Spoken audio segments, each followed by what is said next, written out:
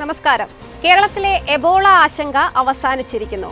South സുഡാനിൽ നിന്ന് കേരളത്തിലെത്തിയ സ്ത്രീയുടെ Ebola പരിശോധനാ ഫലം നെഗറ്റീവായെന്ന ആശ്വാസ വാർത്തയാണ് ഈ മണിക്കൂറിൽ പുറത്തുവരുന്നത്. അതേസമയം നീറ്റ് പുനഃപരീക്ഷ നാളെയാണ്. പുനഃപരീക്ഷ നടക്കാനിരിക്കെ കൂടുതൽ മാർഗനിർദ്ദേശങ്ങളുമായി നാഷണൽ ടെസ്റ്റിംഗ് ഏജൻസി രംഗത്തെത്തിയിട്ടുണ്ട്. പശ്ചിമേഷ്യയിൽ യുദ്ധഭീതി ഒഴിയുന്ന സാഹചര്യത്തിൽ കണ്ണൂർ രാജ്യാന്തര വിമാനത്താവളത്തിൽ നിന്ന് കുവൈത്ത്, റിയാദ് സർവീസുകൾ പുനരാരംഭിക്കാൻ എയർ ഇന്ത്യ എക്സ്പ്രസ് ഒരുങ്ങുകയാണ്. ഈ മണിക്കൂറിലെ ഏറ്റവും പ്രധാനപ്പെട്ട വാർത്തകൾ നോക്കാം. എല്ലാ പ്രേക്ഷകർക്കും ഒരു മണി വാർത്തയിലേക്ക് സ്വാഗതം.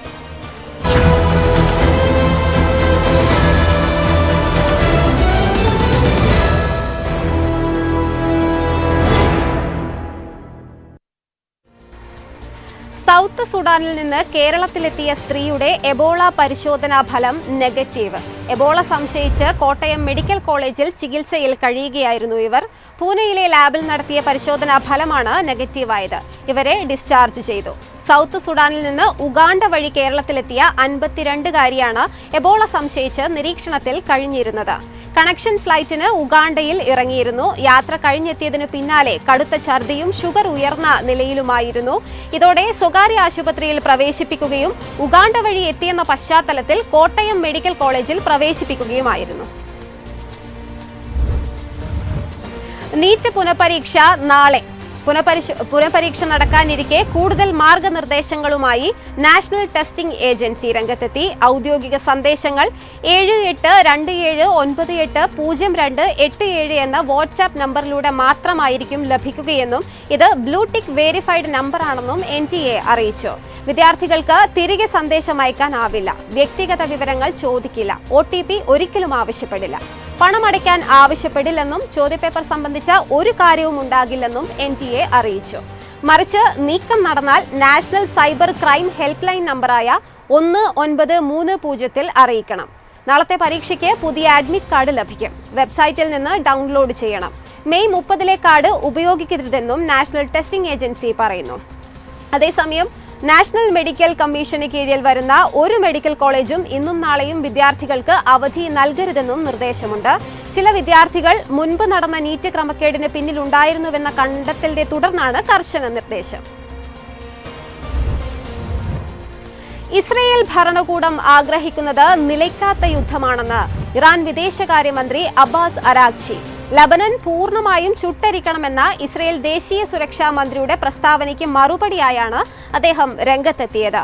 ലബനനിൽ ഹിസ്ബുള്ളയുടെ ആക്രമണത്തിൽ 4 ഇസ്രയേലി സൈനികർ കൊല്ലപ്പെട്ടതിന് പിന്നാലെയാണ് ഇസ്രയേൽ ദേശീയ സുരക്ഷാ മന്ത്രി ഇത്തരത്തിലൊരു പരാമർശം നടത്തിയത്. എന്നാൽ രൂക്ഷമായ വിമർശനവുമായി അരാഗ്ചി എക്സിൽ കുറിപ്പ് പങ്കുവച്ചു.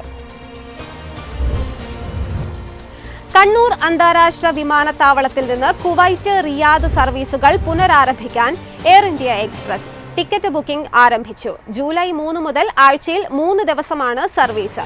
റിയാദ് സെക്ടറിൽ ഞായർ, തിങ്കൾ, വ്യാഴം ദിവസങ്ങളിൽ ഉച്ചയ്ക്ക് 2-ന് കണ്ണൂരിൽ നിന്ന് പുറപ്പെട്ട് പ്രാദേശിക സമയം 4:35-ന് റിയാദിലെത്തും. തിരിച്ച് പ്രാദേശിക സമയം 5:35-ന് റിയാദിൽ നിന്ന് പുറപ്പെട്ട് രാത്രി 1:35-ന് കണ്ണൂരിൽ എത്തിച്ചേരും. ഇതേ ദിവസങ്ങളിൽ ഉച്ച കഴിഞ്ഞ് 3:25-ന് കണ്ണൂരിൽ നിന്ന് പുറപ്പെട്ട് 6 മണിക്ക് കുവൈറ്റിലെത്തും. തിരിച്ച് 7 മണിക്ക് കുവൈറ്റിൽ നിന്ന് പുറപ്പെട്ട് 2:40-ന് കണ്ണൂരിൽ എത്തിച്ചേരും. ഖത്തർ ട്രംപിന് സമ്മാനമായി ബോയിംഗ് 747 വിമാനം നൽകി. പുതിയ വിമാനത്തിന്റെ ഉദ്ഘാടനം ട്രംപ് നിർവഹിച്ചു. ആവശ്യമായ മാറ്റങ്ങൾ വരുത്തിയ ഈ വിമാനത്തിന്റെ പരീക്ഷണ പറക്കൽ കഴിഞ്ഞ മാസം പൂർത്തിയാക്കിയിരുന്നു. അടുത്ത മാസം അമേരിക്കയുടെ 250-ാം സ്വാതന്ത്ര്യ ദിനാഘോഷത്തിൽ മൗണ്ട് റഷ്മോറിലേക്ക് ട്രംപ് കന്നിയാത്ര നടത്തുമെന്നാണ് റിപ്പോർട്ട്. 35 വർഷമായി അമേരിക്കൻ പ്രസിഡന്റുമാരുടെ ഔദ്യോഗിക യാത്രാ വിമാനമായിരുന്നു എയർഫോഴ്സ് 1 ബോയിംഗ് 747-200B സേവനം പൂർത്തിയാക്കി. ഫ്രാൻസ് സന്ദർശനത്തിന് ശേഷം പ്രസിഡന്റ് ഡൊണാൾഡ് ട്രംപ് തിരിച്ചെത്തിയതോടെ ഈ വിമാനത്തിന്റെ സേവനം അവസാനിപ്പിക്കുകയായിരുന്നു. George W. ബുഷ് മുതലുള്ള പ്രസിഡന്റുമാരെ വഹിച്ച പഴയ വിമാനത്തിന്റെ റോബിൻസ് എഗ് ബ്ലൂ നിറത്തിന് പകരമായി ചുവപ്പ്, വെള്ള, നേവി ബ്ലൂ നിറങ്ങളാണ് പുതിയ വിമാനത്തിന് നൽകിയിരിക്കുന്നത്. വിമാനത്തിന്റെ വാലിൽ US ദേശീയ പതാക ആലേഖനം ചെയ്തിട്ടുണ്ട്. പഴയതിന്റെ ഇരട്ടിയോളം വലിപ്പം പുതിയ വിമാനത്തിനുണ്ടെന്ന് ഡൊണാൾഡ് ട്രംപ് പറഞ്ഞു. ബോയിങ്ങിൽ നിന്ന് നേരിട്ട് ഓർഡർ ചെയ്ത പുതിയ വിമാനങ്ങൾ ലഭിക്കുന്നതുവരെ ഈ വിമാനമായിരിക്കും ഉപയോഗിക്കുക. നാവികസേനയ്ക്ക് ഗ്യാസ് ടർബൈൻ ജനറേറ്ററുകൾ നിർമ്മിക്കാൻ ആദ്യമായി ഇന്ത്യൻ കമ്പനി. നാവികസേനയ്ക്ക് വേണ്ടി 12 മറൈൻ ഗ്യാസ് ടർബൈൻ ജനറേറ്റർ നിർമ്മിക്കുന്നതിനായി പൂനെ ആസ്ഥാനമായി പ്രവർത്തിക്കുന്ന ഭാരത് ഫോർജ് ലിമിറ്റഡുമായി 425 കോടി രൂപയുടെ കരാർ ഒപ്പിട്ട പ്രതിരോധ മന്ത്രാലയം. ഇന്ത്യൻ പ്രതിരോധ നിർമ്മാണ രംഗത്ത് വലിയൊരു നാഴികക്കല്ലാണ് ഈ കരാർ. ആദ്യമായാണ് ഒരു ഇന്ത്യൻ കമ്പനി നാവികസേനയുടെ യുദ്ധക്കപ്പലുകൾക്കായി ഗ്യാസ് ടർബൈൻ അധിഷ്ഠിത പവർ പ്ലാന്റുകൾ നിർമ്മിച്ച് വിതരണം ചെയ്യുന്നത്. 2020 ഡിഫൻസ് അക്വിസിഷൻ പ്രൊസീജിയറിലെ ബൈ കാറ്റഗറിക്ക് കീഴിൽ ഒപ്പുവെച്ച കരാറിൽ കുറഞ്ഞത് 60% തദ്ദേശീയ നിർമ്മിത സാമഗ്രികൾ ഉപയോഗിക്കണമെന്ന് നിഷ്കർഷിച്ചിട്ടുണ്ട്. വെള്ളിയാഴ്ച ന്യൂഡൽഹിയിൽ നടന്ന ചടങ്ങിൽ പ്രതിരോധ സെക്രട്ടറി രാജേഷ് കുമാർ സിംഗ് പങ്കെടുത്തു. 1.25 മെഗാവാട്ട് ശേഷിയുള്ള ഈ മറൈൻ ഗ്യാസ് ടർബൈൻ ജനറേറ്ററുകൾ കപ്പലുകളിലെ നൂതന ആയുധങ്ങൾ, സെൻസറുകൾ, കോമ്പാറ്റ് മാനേജ്മെന്റ് സിസ്റ്റങ്ങൾ തുടങ്ങിയ സുപ്രധാന സിസ്റ്റങ്ങൾക്ക് വൈദ്യുതോർജ്ജം നൽകുന്നതിനാണ് രൂപകൽപ്പന ചെയ്തിരിക്കുന്നത്. നിലവിൽ നാവികസേന കപ്പലുകളിൽ ഉപയോഗിക്കുന്ന കുറഞ്ഞ ശേഷിയുള്ള യൂണിറ്റുകൾക്ക് പകരമായാണ് ഭാരത് ഫോർജിന്റെ പുതിയ ജനറേറ്ററുകൾ സ്ഥാപിക്കുക. ഫുട്പാത്തിലൂടെ സുരക്ഷിതമായി നടക്കുകയെന്നത് ഭരണഘടന ഉറപ്പു നൽകുന്ന മൗലിക അവകാശമാണെന്ന് സുപ്രീം കോടതി. ഇക്കാര്യം വ്യക്തമാക്കി സർക്കാർ പ്രത്യേക നിയമം കൊണ്ടുവരണമെന്ന് കോടതി നിർദ്ദേശിച്ചു. നടപ്പാതയ്ക്ക് ആവശ്യമായ അടിസ്ഥാന സൗകര്യങ്ങൾ നിർമ്മിക്കാനും സംരക്ഷിക്കാനും തദ്ദേശ സ്വയംഭരണ സ്ഥാപനങ്ങൾക്കും മുനിസിപ്പൽ അധികൃതർക്കും ബാധ്യതയുണ്ടെന്ന് നിയമത്തിൽ വ്യക്തമാക്കണമെന്നും കോടതി ആവശ്യപ്പെട്ടു. ഭരണഘടനയുടെ 3-ാം ഭാഗം പ്രകാരം നടക്കാനുള്ള അവകാശം ഒരു മൗലിക അവകാശമാണ്. അനുച്ഛേദം 19 വിവിധ ഉപവകുപ്പുകൾ, അനുച്ഛേദം 21 എന്നിവ ഉറപ്പു നൽകുന്ന സ്വതന്ത്രമായി സഞ്ചരിക്കാനുള്ള അവകാശത്തിന്റെ അവിഭാജ്യ ഘടകം ആണിത്. കൃത്യമായി വേർതിരിച്ച നടപ്പാതകൾ കാൽനട യാത്രക്കാരുടെ അവകാശ പരിധിയിൽ വരും.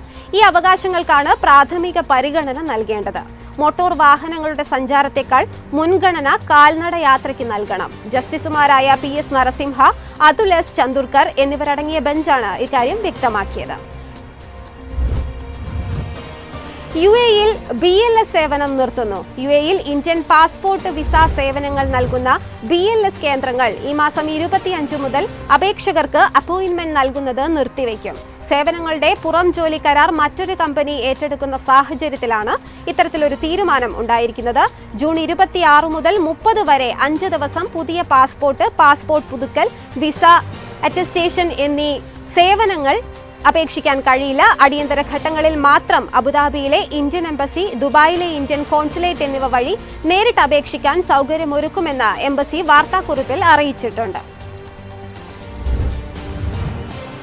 സംസ്ഥാനത്ത് ഓപ്പറേഷൻ തൂഫാനിലൂടെ 15 കോടിയോളം രൂപയുടെ നിരോധിത പുകയില ഉൽപ്പന്നങ്ങൾ പിടികൂടിയെന്ന് ആഭ്യന്തരമന്ത്രി രമേശ് ചെന്നിത്തല.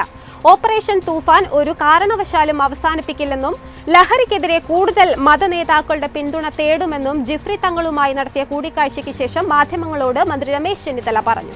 കേരളത്തിലെ 140 നിയോജക മണ്ഡലങ്ങളിലെ MLA-മാരുമായും MP-മാരെയും അണിനിരത്തി സ്കൂളുകൾ കേന്ദ്രീകരിച്ച് തൂഫാൻ പ്രവർത്തനങ്ങൾ നടത്തും. തൂഫാൻ സ്ട്രൈക്ക്, തൂഫാൻ വാരിയർ, തൂഫാൻ കെയർ എന്നീ പദ്ധതികളും ഇതിന്റെ ഭാഗമായി ആരംഭിക്കുമെന്നും അദ്ദേഹം അറിയിച്ചു.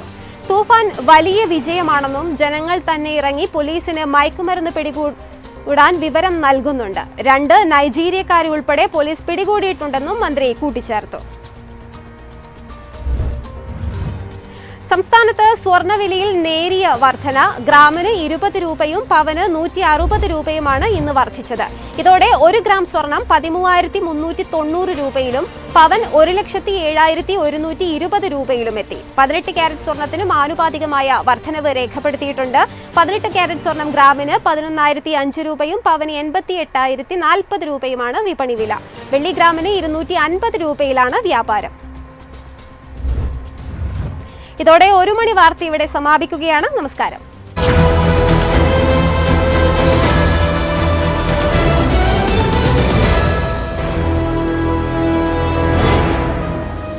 എളുപ്പത്തിൽ സമ്പാദ്യം വളർത്താം. ഇന്ന് തന്നെ മൈഫിൻ TV ആപ്പ് ഡൗൺലോഡ് ചെയ്യൂ.